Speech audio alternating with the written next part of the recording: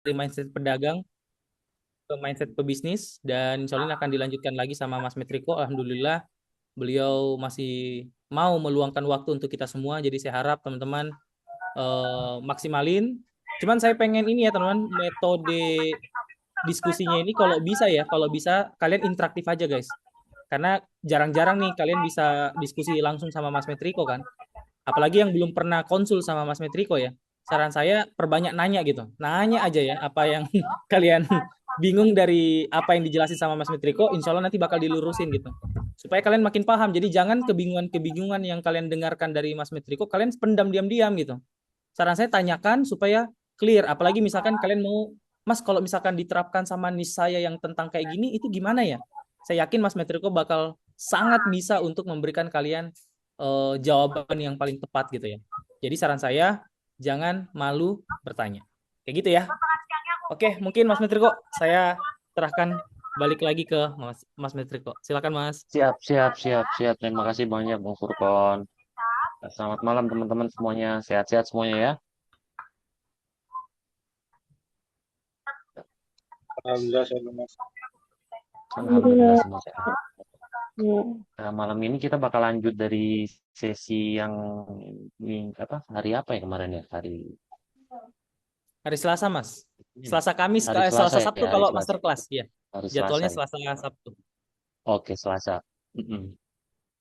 Jadi hari Selasa, di hari Selasa kemarin kita ngobrol sampai sampai mana leverage kemarin ya. Jadi kita kemarin tuh kalau kita sedikit review berarti kan sebenarnya masalah yang dimiliki banyak orang itu banyak kreator khususnya ya. Masalah yang umumnya dimiliki sama banyak kreator itu bukan kurang skill, bukan kurang pinter, bukan kurang apapun itu sebenarnya. Cuma cara berpikirnya aja masih semrawut, gitu. Masih apa tumpang tindih. Cara berpikirnya itu masih tumpang tindih. Makanya kemarin kita berangkat dari gimana cara mikir yang benar. Cara mikir yang benar itu jadi cara berpikir kalau kita flashback sedikit, mulai dari eh, yang pertama, berarti yang pertama itu kan cara berpikirnya itu tidak pada konteks produk saja gitu ya, tapi juga pada konteks apa namanya masalah-masalah yang teman-teman hadapi gitu. Jadi seandainya teman-teman sedang menghadapi sebuah masalah gitu, jadi problem first thinking itu penting gitu. Jadi masalah yang saya hadapi ini apa? Kalau kita kemarin bicara produk kan, kemarin kita lebih banyak ngomongin masalah tentang produk gitu ya. Jadi kita berangkat kemarin cara berpikirnya teman-teman tuh lebih sering berangkat dari idenya itu sering muncul dari oh saya bisa ini, produk saya ini gitu. Tapi nggak berangkat dari problem problem yang sebenarnya ada apa, habis itu diturunin jadi masalahnya apa jadi sebuah produk. Jadi kebalik gitu, kebalik. Kebanyakan berangkat dari ah begitu juga ketika kita mau ngobrolin masalah seandainya kita mau optimasi atau mau scale up gitu. Mau scale up kita punya eh, kemampuan, skill atau produk atau model bisnis, cara berpikirnya selalu dari masalahnya apa gitu. Jangan langsung tiba-tiba ujuk-ujuk, oh kayaknya saya punya ide ini nih. Ah, ketika kalian berangkat dari oh saya punya ide ini, itu tidak bisa teman-teman tidak tidak akan kesulitan untuk eh, mengatur strateginya. Kenapa? Itu akan apa, tidak berhasil karena teman-teman berangkatnya langsung dari ide utamanya gitu. Sementara masalah teman-teman itu belum tentu di situ gitu. Untuk menemukan masalah utamanya apa, kita berangkat dulu. Sebenarnya masalah yang kita miliki itu apa? Kayak contoh, nah kita bicara di sini kan kita bicara kemarin kita bicara dari sebelum kita masuk ke materi sebelumnya, kemarin kita bicara berangkat dari masalah. Habis itu kita lanjut ke apa namanya? Value clarity. Value clarity itu bagaimana eh, semua hal yang ide-ide yang kita atau produk yang kita inginkan atau solusi yang kita mau kasih itu harus menghasilkan perubahan, harus menghasilkan transformasi, harus transformatif pokoknya. ketika dia tidak transformatif, maka itu bukan perubahan gitu. Itu cuma ganti cover aja gitu. Contoh, oh saya dari dari ebook A ke ebook B gitu. Itu berarti kan cuma ganti cover sebenarnya kan. Dia tidak menyelesaikan, tidak bertransformasi kecuali isi ebooknya berbeda dan memang ebooknya itu mentransformasi dan menjawab masalah utama, itu baru clear. Tapi ketika ebooknya sama, hanya diganti cover, polanya sama, itu tidak termasuk dalam dalam value clarity gitu. Ah, nanti itu masuknya di bab yang akan kita bahas tadi. Bisa nggak kita bikin produk yang sama? Bisa sebenarnya. Tapi kita harus tahu dulu. Di sini mungkin nggak ada gitu. Di sini nggak ada materi malam hari ini memang ya tidak ada materi tidak ada materi tentang apa sebenarnya eh, revenue. Jadi sebenarnya kan kita harus tahu gitu ya sebelum kita ngobrolin apa namanya ngobrolin kalau teman-teman mau masuk dalam mau menjadikan ini sebagai bisnis gitu, mindsetnya dari freelancer jadi entrepreneur, maka teman-teman tuh harus punya paham satu hal gitu, bahwasannya teman-teman tidak lagi bukan lagi freelancer, maka teman-teman harus berpikir secara bisnis. Ketika berpikir secara bisnis, teman-teman bisnis itu kan punya susunan susunan revenue. Jadi setiap model bisnis itu umumnya tidak tidak eh, berdiri atas satu revenue tunggal. Dia pasti memiliki banyak titik revenue.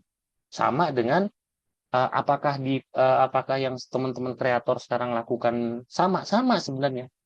Maka biasanya disusun. Jadi kalau kita gambarkan secara mudah gitu ya, di teman-teman biasanya kalau teman-teman tahu teman-teman kalau mau bikin produk itu kan umumnya kalau kita pahami ya, kalau kita mau bikin produk umumnya kita pahami dia pasti mengandung kita harus bikin yang pertama level satu itu kan freebie.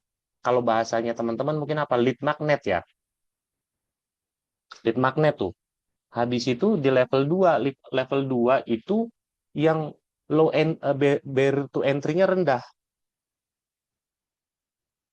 Barrier to entry-nya rendah. Jadi dia barrier to entry-nya rendah. Orang mau beli barang itu tidak butuh mikir banyak, tidak butuh mikir panjang gitu. Habis itu di level 3 dia tuh produk core intinya, inti dari produk core-nya. Nanti kita kasih contoh satu-satu gitu. Inti produk intinya, core core intinya gitu. Baru di level 4 ini kita bicara kerjasama, partnership, afiliasi dan sebagainya. Ini susunannya selalu seperti itu gitu. Susunannya itu di dalam skema bisnis susunannya sama, tetap sama pasti begitu-begitu aja gitu. Dia tidak akan keluar dari itu. Kalaupun dia keluar dari itu, dia nggak akan jauh-jauh. Dia pasti masuk dalam kategori-kategori tertentu. Cuma mungkin turunan, dia akan jadi turunan, turunan, turunan, turunan, turunan. Tapi pada prinsipnya, dia akan jadi secara struktur tuh dia akan apa ya? Dia akan ngejawab itu gitu. Dia nggak akan jauh-jauh dari situ. Di sini saya ada tulis kayak ini sebentar. Di catatan saya sendiri saya bikin catatan ini. Oh, saya bikin catatan itu ada 4. Pertama low ticket. Low ticket itu tadi freebie, pertama gratis freebie. Jadi dia memang untuk ngebangun trust, ngebangun itu sama audiens gitu. Jadi sifatnya ya konten konten edukasi itu termasuk freebie ya. Teman-teman ngasih konten edukasi yang gratis dan sebagainya itu masuk kategori freebie. Teman-teman ngasih free prom kalau yang jualan prom, ngasih mini ebook yang free, ngasih template yang free, itu masih masuk itu level nol lah, level nol kita bilang itu level nol, dia freebie. Tujuannya tuh apa? Freebie itu tujuannya apa? Dia nge-grab audience kan. Nge-grab audience, menarik atensi dan untuk nge-build trust. Nah, atensi ini harus disiapkan ditarik ke ke funnel di mana funnel tersebut itu kita kuasai sendiri gitu. Kita kuasai sendiri, artinya kita kuasai apa? Kita bisa kontrol. Jangan funnel-funnel tersebut jangan dibiarin lepas gitu. Makanya biasanya lead itu, freebie itu biasanya kita dorong untuk masuk ke dalam WA group, ke dalam Discord, ke platform-platform yang sifatnya apa evergreen gitu, yang bisa kita kontrol. Jadi sewaktu-waktu media sosial down, traffic lagi nggak baik-baik aja, atau masalah ada perubahan-perubahan kebijakan di algoritma, itu tidak berpengaruh signifikan terhadap model bisnisnya teman-teman gitu. Nah, tujuannya freebie itu di situ. Nah, freebie itu nanti turun atau dia akan naik satu level lagi ke low ticket. Jadi low entry barrier to entry-nya rendah. Kalau bahasanya bahasanya orang-orang yang biasa main itu dia biasanya low ticket gitu. Low ticket itu kayak golongan e-book yang nggak terlalu mahal, tim platform yang nggak terlalu mahal. Kalau jualan prom, terus kita akses ke dalam komunitas yang jadi seandainya kita bikin akses ke dalam komunitas berbayar gitu. Nah, itu masuk low ticket. Itu masuk low ticket. Ini saya kasih tahu strukturnya ya. Habis itu yang selanjutnya di level 2 tadi kan level 0 freebie, level 1 low ticket, habis itu level 2 mid ticket, medium medium. Itu tujuannya untuk tujuannya untuk kita membuat itu sumber penghasilan kita yang stabil tuh di situ sebenarnya. Nah, di sini kita sudah ngobrolin sumber pendapatan stabil kita dari sini nih. Nah, makanya biasanya kalau pemain besar mereka sudah main membership, subscribe, maaf, habis itu kelas, terus akses kayak jadi contoh kayak GPT punya kalau GPT itu kan punya GPT library ya. Teman-teman pasti yang pakai GPT, teman-teman pasti ngelihat itu kan dia punya library. Nah, GPT library kalau teman-teman pernah pahami GPT library itu medium tiketnya bisnis modelnya mereka. Jadi orang-orang bisa ke library, mereka cari-cari itu apa yang sesuai kebutuhan mereka. Nah, orang yang masukin ke library itu bayar.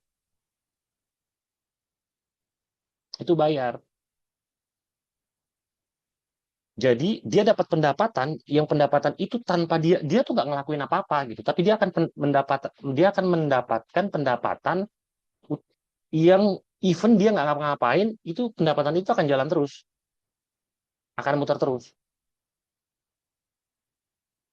Oke, habis itu kita lanjut di level 3 high ticket. High ticket itu marginnya gede biasanya, harganya tinggi, marginnya gede.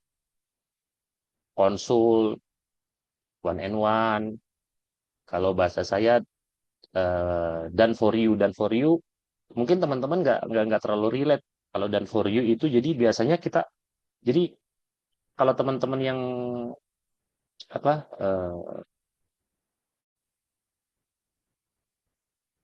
yang main GPT taruhlah yang main chat GPT taruhlah GPT custom tuh apa sih, coba jelasin ke saya dong GPT custom tuh apa menurut teman-teman yang main GPT, Custom, siapa yang main GPT custom custom GPT ya, GPT. iya custom Oh, GPT, ada yang main custom GPT nggak? ya, aku ada Kak. Oke, bisa dijelasin nggak custom GPT itu secara ringkas apa gitu? Jadi kalau custom GPT itu kita buat tools GPT. Nah, Mm-mm. kita masukkan itu knowledge. Kita Oke. masukkan knowledge. Nah, jadi kita masukkan Ya. knowledge itu berupa file-file ya, bisa berupa PDF, bisa berupa JSON, bisa berupa gambar juga. Kemudian kita masukkan juga kayak ini instruksi ke dalam GPT itu. Jadi GPT Hmm. itu bisa berjalan secara spesifik dengan fungsi-fungsi tertentu gitu. Oke. Jadi tidak Yang bisa memang kita desain, yang kita memang desain berarti iya, kan ya, iya, iya yang kita yang desain kita sesuai buat dengan arahan. memang jadi khusus Jadi kita sesuai arahan kita. kita didik. Jadi kita mendidik si GPT itu supaya bergerak berdasarkan apa yang kita inginkan kan begitu kurang lebih ya. Iya, iya, kurang lebih begitu. Oke, oke, oke, oke. Nah sekarang ketika kita apa namanya kalau kita mau kira-kira itu masuk ke medium ticket atau high ticket menurut teman-teman? Kalau menurut aku itu medium ya. medium. menurut Ah, aku. bisa nggak model custom GP itu jadi high ticket? Jadi high ticket, sebentar. Kalau jadi high ticket itu kan pertama mungkin bisa, bisa, Harusnya bisa. harusnya Harusnya bisa. bisa. Makanya ada Knowledge. istilah kalau di dunia konsultan itu, kok di dunia Ah, consulting atau di dunia mentorship itu ada done for you. Done for you itu saya buat spesial cuma buat kamu. oh, gitu. Bisa, bisa. Jadi kita buat, iya, jadi kita buat bukan berdasarkan apa yang kita setting, tapi kita buat berdasarkan apa kebutuhan spesifik dia. Oh, gitu. Maka itu yang membuat dia tuh harganya lebih tinggi daripada daripada apa namanya daripada medium medium tiket. Oke, jadi kenapa itu lebih tinggi? Logikanya kan begitu. Kok kenapa itu lebih tinggi? Padahal kan sama-sama aja. Kita sama-sama mendidik, kita sama-sama masukin dokumen, kita sama-sama ini. Kenapa kok bisa lebih tinggi? Ini nanti ada hubungannya sama apa? Sama lanjutan materinya nih, leverage thinking. Kenapa dia harus lebih tinggi? Logika di baliknya apa nih?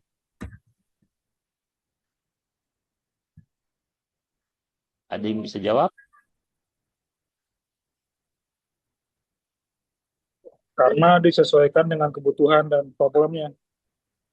Oke, karena disesuaikan sama kebutuhan. Tapi secara kinerja sebenarnya kita cost-nya, effort-nya kan nggak beda kan, sama kita bikin custom GPT.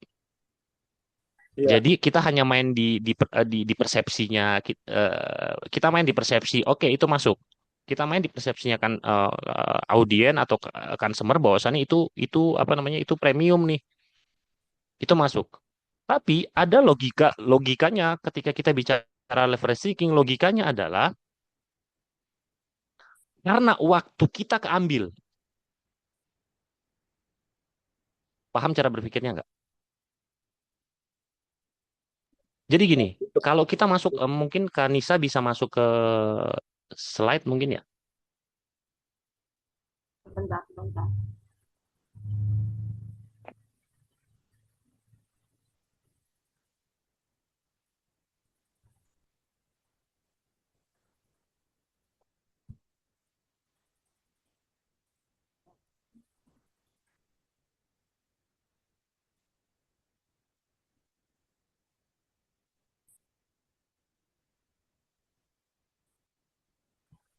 Masuk ke leverage thinking.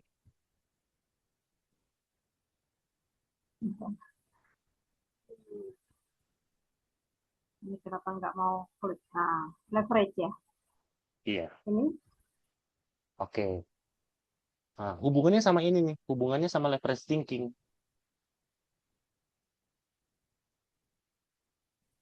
Jadi leverage thinking itu kita tuh banyak mikir gini. Kita itu kan sering banget punya semangat ya. Di awal-awal gitu kayak kita mau kayak kita nih habis tahun baru gitu, tahun baru kita mau masuk ke 31 Desember kita mau masuk ke tahun baru, kita semangatnya ketika ingin mencapai sesuatu itu semangatnya membara. Kayak kayak udah nggak mungkin apa kayak kayak ini sudah deket sama sama hasil nih. Tapi padahal nanti ketika kita melakukan mencoba berproses, kita mulai berhenti situ, kita mulai capek, kita mulai mulai mulai back dulu aja Kak, back di leverage tadi.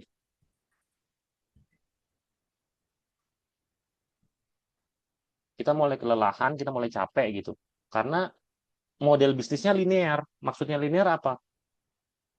Kalau kita ada, bisnis itu jalan. Kalau kita nggak ada, kita berhenti kayak gini nih seandainya nih. Bang Furkon nggak enak badan gitu kan tetap ada yang bantu untuk ngerunning kan. Seandainya Bang Furkon nggak ada, terus bisnisnya ini Zoom malam ini nggak kejadian. Nah, ini yang disebut namanya linear. Linear itu leverage thinking. Jadi leverage thinking itu jadi cara berpikir yang berpindah dari usaha yang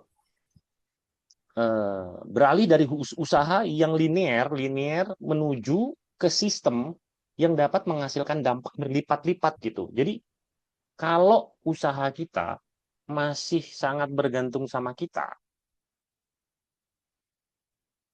baru dia bisa jalan, maka itu masih linear namanya. Sementara di leverage thinking kita berpikirnya gimana caranya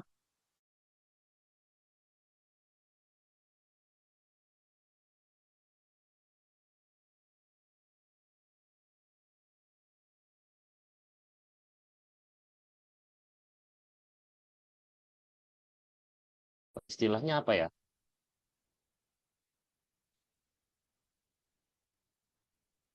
Istilahnya apa tadi? Dan for you lah, apa istilahnya? Bukan custom GPT, itu apa istilahnya ya? Seandainya kita jadi spesial custom untuk klien tertentu gitu ya. Spesial custom untuk klien tertentu gitu. Itu harganya lebih tinggi. Jadi cara berpikirnya itu bukan karena oh ini persepsinya kita mau ngasih persepsi mahal, bukan. Karena waktu kita berbanding lurus sama hasil yang didapatkan gitu. Kalau itu marginnya tidak ditinggikan, maka dia akan selamanya jadi linear gitu. Jadi cara berpikir high ticket itu sebenarnya begitu. High ticket itu saya datang, contoh begini. Kalau kita ikut kelasnya Raditya Dika, kelas menulis, itu kan mungkin cuma berapa 200, 300 mungkin segituan ya. Tapi seandainya kita ngundang Raditya Dika, itu pasti lebih mahal untuk ngajarin kita live langsung, itu kan pasti lebih mahal. Bedanya di situ. Kenapa lebih mahal? Karena itu membutuhkan kehadiran kita gitu. Membutuhkan kehadiran kita. Beda kecuali saya bikin video, teman-teman nonton, nah itu mungkin harganya bisa lebih murah karena itu bisa diputar berulang-ulang gitu. Jadi dengan model yang sama, dengan model produk yang sama, itu bisa beda masuk masuk susunannya itu bisa beda. Dia bisa masuk low, dia bisa masuk eh, high. Cuma tidak semua orang tuh notice gitu. Apakah ini masuk low ataukah ini masuk low, mid atau high gitu. Kadang-kadang udah acak aja, pokoknya kita bikin produk aja. Nah, tapi tidak tahu nih produk tersebut ini dasar berpikir di belakangnya itu apa gitu. Oke. Yang selanjutnya ada yang terakhir jadi kita tadi ada gratis, freebie gitu, habis itu teman-teman biasanya nyebutnya mungkin lead magnet, habis itu ada low ticket, habis itu medium ticket, habis itu high ticket, habis itu yang terakhir itu partnership. Partnership ini kita sudah bicara bicara bicara kerja sama brand, kita sudah revenue sharing, tools, kita bicara co-creation, white label, kita udah bicara afiliator. Nah, kita udah bicara kayak gitu itu di level partnership di level 4. Jadi kita tentang low, medium, kayak gini. Tapi aku dulu belum paham tentang low.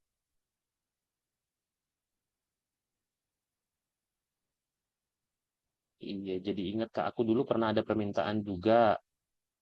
Hmm, itu harganya 10 sampai 12 kali lipat dari rata-rata GPT yang biasa aku jual, tapi aku dulu belum paham. Iya, betul. Padahal pada prinsipnya sebenarnya kerjanya sama-sama aja gitu. Kerjanya sama-sama aja gitu. Jadi nggak ada perbedaannya gitu. Perbedaannya sebenarnya tidak terlalu signifikan, tapi karena membutuhkan kita hadir, itu yang membuat kita itu. Jadi tadi yang slide-nya di leverage-nya Kak, di bagian Karena leverage. butuh maintenance juga sih Kak, kalau custom GPT itu. Kadang kan custom GPT itu apa ya, dalam sesekali waktu kadang suka suka meleset gitu, hasilnya nggak sesuai harapan. Nah, itu kadang butuh maintenance kita juga. Atau bisa juga Betul, knowledge-nya itu berubah. Knowledge-nya betul. itu berubah, itu juga bisa. Jadi kenapa juga jadi harganya jadi bisa mahal gitu. Betul. Jadi kayak gitu. Jadi memang di situ ketika kita sudah tahu cara berpikir begitu, pesan yang kita sampaikan di apa landing page atau di konten ketika jualan itu kan jelas berbeda, pasti berbeda ya. Tidak mungkin sama kan cara berpikirnya. Ketika berbeda ketika kita sudah tahu cara berpikirnya berbeda, di situ pentingnya gitu. Jadi di leverage thinking itu kita udah bicara kita udah bicara, kita prinsipnya tuh leverage thinking tuh kayak tadi tuh. Jadi kita kalau kita masih kalau bisnis kita atau hasil atau revenue kita berhenti, kalau kita stop kerja itu, berarti belum ada leverage yang efektif di kita punya model bisnis gitu. Kita jadi kreator, tapi selalu ada butuh kita. Itu belum ada leverage-nya berarti. Belum ada leverage-nya. Makanya di situ di slide ini ada yang itu nggak Kak? Di slide-nya dipindah ke yang aktivitas versus aset. Bentar, bentar.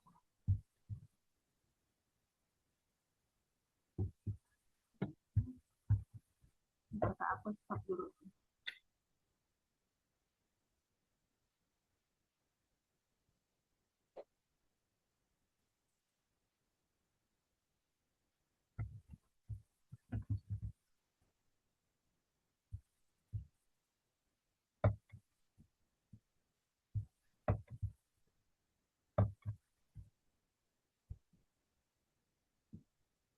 Ini bukan, Kak. Tadi apa tadi? Leverage Tadi kan di aset versus itu tadi kan. Leverage aset ya? thinking sebelum ini. Ya. Oh, sebelum. Ini bukan? Ya, ini. Kalau sebelum ini leverage thinking. Oke, leverage thinking kan di sini kan leverage thinking kan jadi oke, ini next. Oh, next. Ini. Ya, betul. Nah, jadi kita harus bedain dua ini. Kalau di leverage thinking tuh cara berpikirnya kita harus bedain dua ini. Ada aktivitas, ada aset gitu. Jadi kita harus paham dulu yang jenis aktivitas kita apa saja, aset kita apa saja.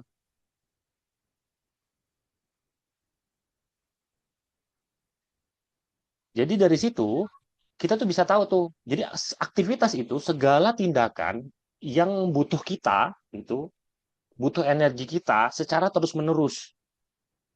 Bikin konten. Kalau kita masih bikin konten, setiap mau bikin konten kita masih mikir bikin konten apa ya, bikin ini apa ya, bikin ini. Nah, berarti itu masih jadi aktivitas, belum jadi aset.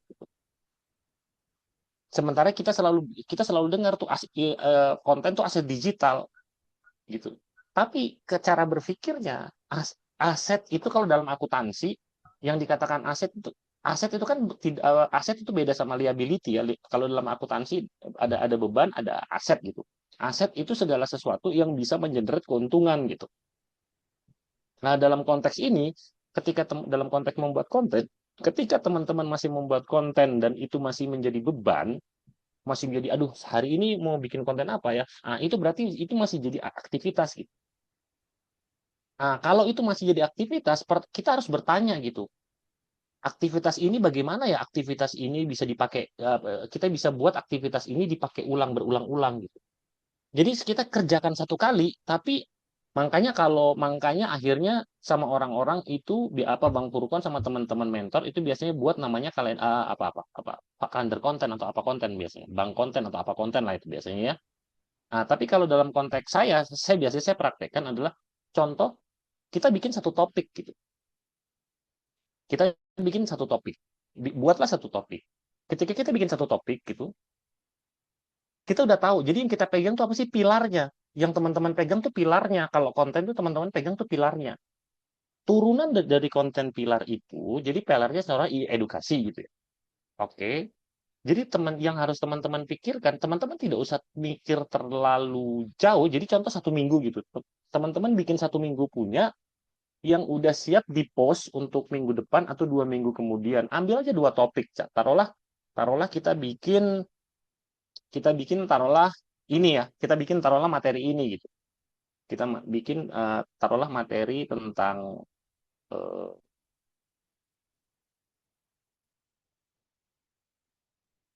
operation thinking system gitu.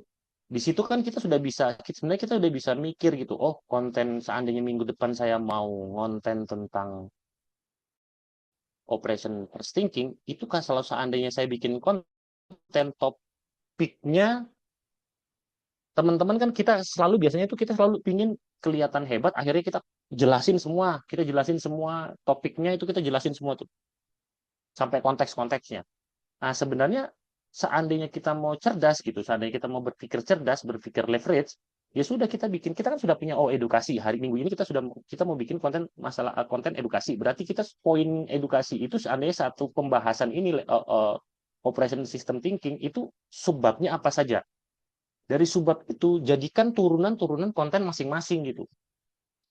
Jadi tidak langsung dibahas dalam satu hari atau satu konten sendiri, tapi dia sudah dibahas per submateri pembahasan. Jadi dia bahas problem first thinking sendiri, dia bahas value clarity sendiri, dia bahas leverage thinking sendiri, decision filter sendiri, action system sendiri, dan sebagainya.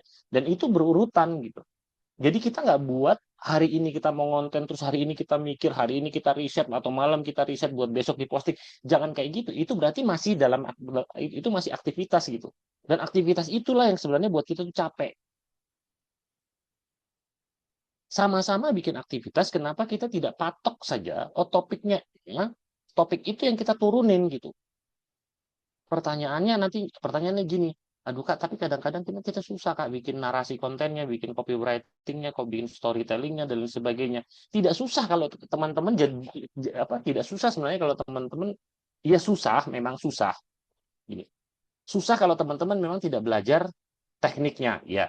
Tapi cara mudahnya adalah, ya sudah, cara paling mudah adalah pakai format yang biasa teman-teman pakai dulu. Kalau teman-teman belum belajar tentang storytelling, belum belajar tentang copywriting, pakai cara teman-teman menyampaikan. Tidak perlu jadi orang lain dulu gitu. Cara paling mudah itu. Yang penting sistemnya udah jadi dulu. Jadi jangan fokus saya bagus dulu, tapi saya buat sistemnya dulu gitu. Fokusnya tuh di situ, karena masalah utamanya teman-teman tuh bukan di bagusnya dulu, tapi di sistemnya dulu. Ketika sistemnya udah ada, teman-teman sambil belajar, ketika teman-teman sudah dapat ilmu, sampai teman-teman terapkan, itu jauh lebih enak. Daripada teman-teman maksa untuk bagus di awal, bagus terus, viral terus, tapi pada akhirnya itu nggak berdampak signifikan gitu. Nggak berdampak signifikan, teman-teman akan capek terus. Seandainya kita mau bahas thread gitu tentang operation system thinking gitu. Kita bikin tuh thread hari ini, kita selalu memulai thread dengan, ini contoh ya. Saya bikin sistem. Ketika saya mau posting di awal hari, saya selalu ulangi perkenalkan diri. Halo, saya Nurse Bimo, saya hari ini mau menjelaskan apa. Ikutin ya guys. Oke, itu postingan pertama tuh. Nanti jam berapa kita posting lagi tuh. Biasanya kalau teman-teman kan mau posting berapa kali tuh. Teman-teman sudah bikin, satu hari 3 kali. Satu hari 1 kali. Satu hari 4 kali. Teman-teman terserah, teman-teman mampunya berapa. Tapi teman-teman set berdasarkan kemampuan dan durasi kerjanya teman-teman, durasi waktu yang teman-teman sudah set. Dan konten itu harus dibatasi waktunya. Waktu scrolling time, screen time-nya, bikin kontennya, postingnya, dibatesin. Jangan keluar dari itu, karena kalau keluar dari ini, jadi cara berpikirnya begini, teman-teman melihat ini sudah melihat ini pakai kacamata bisnis, bukan pakai kacamata freelancer gitu. Kecuali teman-teman memang, saya cuma pingin konten aja, saya cuma pingin jadi kreator aja seperti biasanya, umumnya kreator yang lain aja. Itu nggak ada masalah. Tapi kalau teman-teman sudah harus mikir ini secara bisnis, nanti teman-teman harus bisa ngebedain mana yang berdampak lebih mana yang bisa menyelesaikan masalah utama saya gitu. Sehingga apa? Ketika teman-teman punya waktu lebih, contoh teman-teman batasi waktu teman-teman 20 menit, di 20 menit itu teman-teman mau ngonten gitu. Kita mau ngonten taruhlah tentang operation system thinking, ya sudah, terus kita bikin tuh, habis kenalan saya jelaskan tuh topik utamanya. Operation system thinking, kenapa ya alasan kenapa kamu capek konten tapi nggak pernah ada progres gitu. Itu kan topiknya operation system thinking, kan topik besarnya kan di situ. Di postingan selanjutnya kita posting lagi cara milih satu masalah yang menggerakkan 10 masalah gitu. Itu kan pokok cara berpikirnya problem first thinking gitu. Habis itu turun lagi, kalau kita mau postingan ketiga di hari yang sama, leverage thinking, bedanya aset sama aktivitas kayak gini. Bagaimana ngebentuk ngerubah aktivitas jadi aset gitu. Kita mau posting lagi di subbab selanjutnya 5 pertanyaan sebelum kamu bilang iya ke apapun gitu. Terus kita posting lagi di hari yang sama. Eh,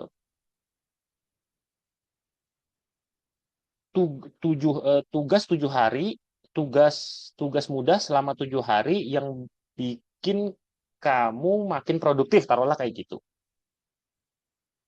Sehingga dalam satu topik bahasan besar, jadi teman-teman tuh sudah, jadi contoh saya mau posting ini minggu depan gitu, itu saya sudah siapkan dari sekarang.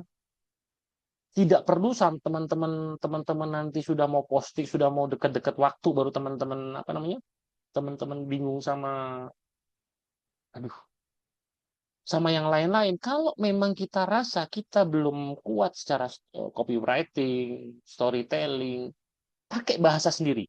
Itu paling paling paling menurut saya itu paling paling wise, paling bijak. Kecuali teman-teman punya framework, teman-teman sudah mengerti itu, ya silahkan pakai itu. Tapi prinsipnya bukan itu yang bikin teman-teman bisa bertahan gitu. Bukan storytellingnya, bukan hooknya, bukan apanya, bukan itu prinsipnya. Secara bisnis yang bikin teman-teman berhasil tuh sistem ininya, cara teman-teman mikirnya. Jadi saya selalu ngambil satu topik, baru saya angkat. Kak Jia mau tanya, Ya, Kak, makanya soal konten ini kan kadang kita tuh cepat burn out-nya itu karena langsung apa ya, misalkan mau hari ini mau bikin konten apa, itu langsung ya risetnya sekarang gitu loh, jadi nggak dijadwalkan gitu. Nah memang karena kalau tadi Kak Natsiko bilang kan harus dijadwalkan ya minimal 1 minggu sebelumnya. Itu cara bikinnya itu harus langsung 1 pekan langsung untuk 1 pekan langsung atau gimana Kak sebaiknya? Karena ini kadang kendalanya di sini Kak, kalau mau ngonten itu eh, nyusunnya, risetnya dan sebagainya itu di situ waktunya juga tuh Kak. Gitu. oke.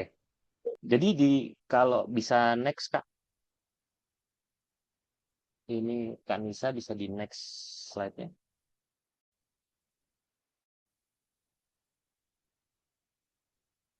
Jadi sebelum saya jawab, Bentar ya.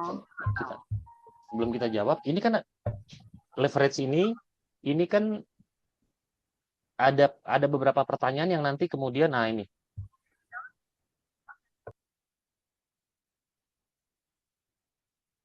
Jadi kita berangkat dari cara berpikir, nanti sebelum saya jawab kajian, kita pahami dulu ini. Eh, apakah jadi kita selalu bertanya terhadap semua aktivitas yang kita lakukan, itu kita tanyain tuh, apa aktivitas ini bisa dipakai ulang sama saya atau orang lain atau enggak? Yang kedua, apakah aktivitas ini bisa eh, ngasih impact ke lebih dari satu orang? Yang ketiga, apakah aktivitas ini ngabisin energi kita, bilang mama, ngabisin aktivitas kita terus-menerus gitu. Oke, dari sini kita akan tahu tuh kita harus dari sini kita bisa punya prioritas. Kita bisa punya prioritas. Kenapa kok kita bingung selalu mau konten tuh kita kita bingung karena kita nggak punya prioritas dalam konten itu dalam ngebangun ngelihat ngelihat konten sebagai bisnis ini sebagai sumber pendapatan utama gitu. Karena kita selalu mikir gini, ini cuma side job ini nggak bisa diseriusin ini. Akhirnya teman-teman mikirnya selamanya jadi freelancer gitu. Tapi ketika teman-teman sudah mulai berpikir, ini bisnis, maka saya harus punya sistem. Maka teman-teman tuh akan dengan sendirinya akan mikir gitu. Tanpa belajar ini, teman-teman tuh dengan sendirinya akan mikir, oh iya ini bisnis ya. Jadi bisnis tuh. Jadi kalau kenapa sih kita belajar ini sebenarnya kenapa apa alasan utama kita belajar ini coba? Kira-kira apa? Masalah utamanya itu apa?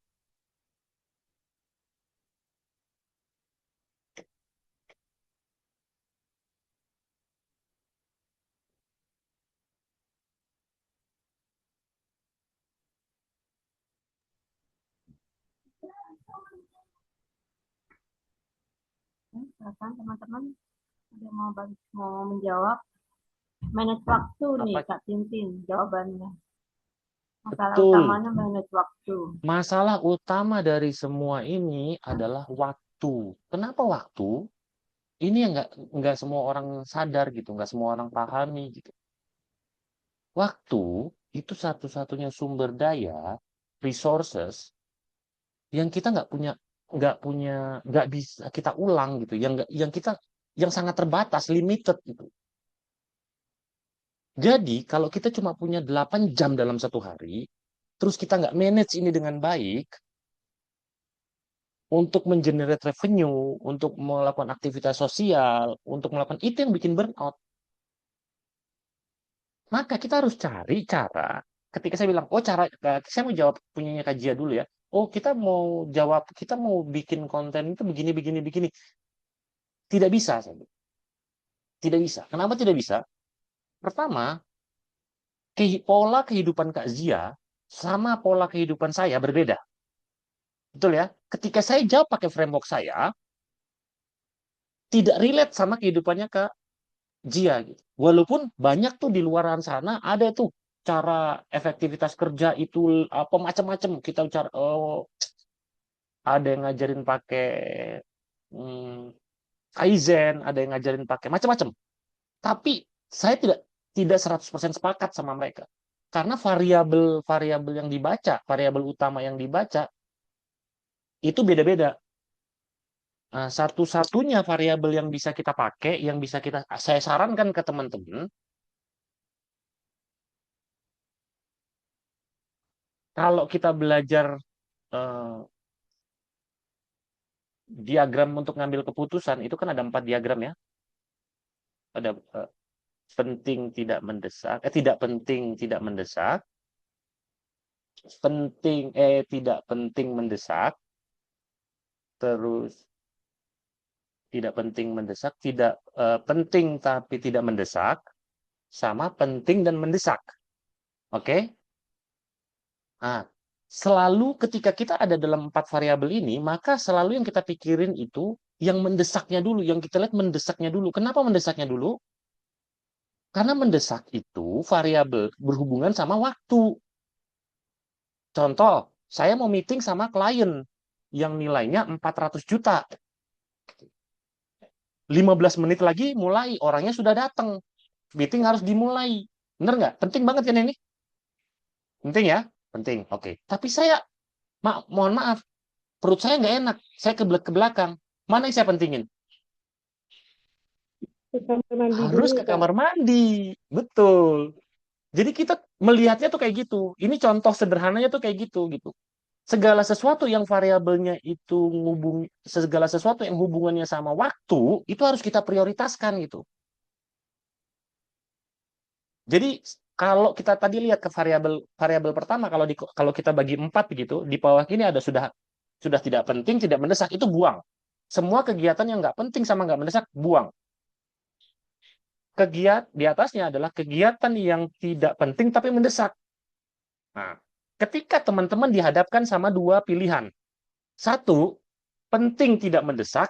Yang kedua, tidak penting mendesak. Maka mana yang didahulukan?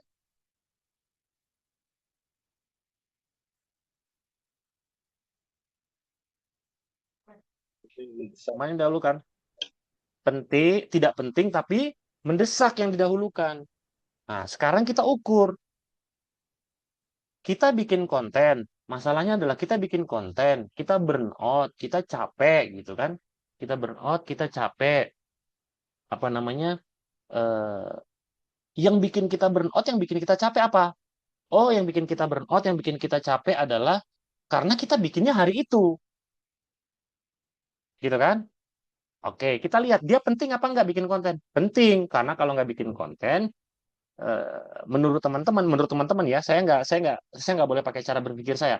Menurut teman-teman, konten itu harus eh, apa namanya harus harus kita harus selalu hadir untuk konsumen kita atau audiens kita gitu. Boleh-boleh aja berpikir begitu, walaupun dalam tahap itu harus kita uji lagi gitu. Tapi boleh-boleh saja kalau teman-teman punya cara berpikir seperti boleh-boleh saja. Artinya di satu variabel itu dia penting gitu. Pertanyaannya, apa itu mendesak apa enggak? Mendesak. Jadi mendesak ketika teman-teman itu teman-teman itu membuatnya mepet waktu. Betul ya? Akhirnya tadinya sebenarnya variabel mendesak ini nggak ada. Dia bisa aja jadi penting doang gitu. Gimana cara leverage thinking itu cara berpikirnya itu. Kita berusaha untuk membuang variabel waktu supaya semua bisa kita kerjakan gitu. Karena hidup saya ini nggak cuma ngonten doang gitu. Saya punya kehidupan lain di luar ngonten. Ketika ngonten harus mengorbankan semua kehidupan lain yang tidak berdampak signifikan terhadap hidup saya secara langsung, maka saya harus pertimbangkan, saya harus cari. Dia tidak berdampak signifikan langsung, tapi dia berdampak signifikan terhadap revenue saya, Pak.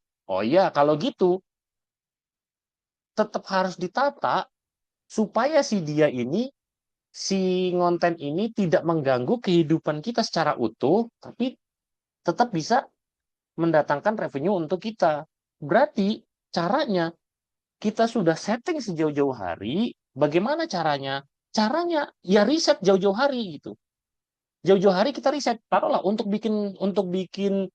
taruhlah kita mau bikin dua post satu hari dua post gitu. Dua post satu hari. Berarti seandainya seandainya setiap satu materi, ketika sebuah materi itu kita bisa pecah dari 4 subbab, berarti setiap satu materi, satu topik, itu kita bisa jadi 2 hari. 2 hari ya. 2 hari. Kalau kita harus hadir selama 30 hari, berarti kita butuh berapa konten? 2 kali 60 konten ya. 60 konten. 60 konten dibagi 2, berarti kan kita cuma butuh sebenarnya berapa? 30 topik. 30 topik. 15 topik. Benar nggak sih? Berarti kalau bagi 2. Iya, Ya. betul, Kak. Ya 15 kita cuma butuh 15 topik gitu.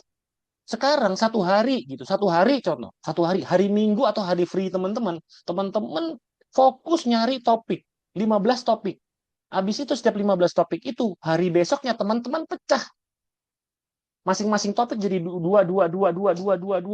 Caranya jangan langsung bikin format narasinya, jangan. Bikin turunan topiknya, hooknya dulu. Ide topiknya dulu.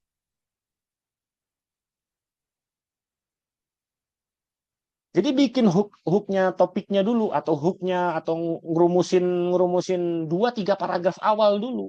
Nggak usah buru-buru langsung semua harus sempurna hari itu. Besoknya fokus ke 15 yang pertama fokus ya ke jadi kalau kita sudah jadi 90 topik, fokus ke separuhnya dulu atau fokus ke 30 topik dulu. 30 konten dulu. Besoknya fokus lagi ke 30 konten lagi. Besoknya fokus ke 30 konten lagi. Berarti at least kita butuh 1 hari untuk riset topik, 1 hari untuk bikin narasi itu, 1 hari buat bikin 30 konten, 30 konten, 1 hari lagi buat 30, 1 hari lagi buat 30. At least kita cuma butuh 5 hari dalam 1 minggu untuk bisa menyelesaikan konten selama 1 bulan. Itu kenapa leverage thinking itu penting. Cara berpikir leverage adalah cara berpikir gimana ya saya bisa bekerja secara efektif gitu. Oke, nanti di situ kan ada kurangnya, benar nggak sih? Ada kurang hooknya, ada kurang ininya. Teman-teman punya waktu evaluasi nggak? Kalau seandainya pakai cara begitu, punya ya? Bisa, Kak. Punya, karena teman-teman cuma pakai 5 hari nih. Kalau teman-teman saya akan pakai 7 hari untuk menyelesaikan konten, untuk mendesain konten, mengevaluasi konten, mereview konten, itu saya pakai 7 hari. Berarti teman-teman masih punya 2 hari. 1 hari ini untuk evaluasi besar-besaran, 1 hari ini untuk bikin perbaikan ke depan. Minggu depan teman-teman berubah lagi, apa di periode berikutnya teman-teman set up lagi di bulan berikutnya. Dimasuk bulan berikutnya saya kerjain di tanggal kapan, durasi waktunya berapa lama, itu sampai teman-teman set gitu. Jadi kalau aktivitas ini nggak bisa dipakai berulang, jadi kita buat sistem sendiri. Kita buat sistem untuk diri kita sendiri, buat produk kita sendiri, buat aktivitas kita sendiri.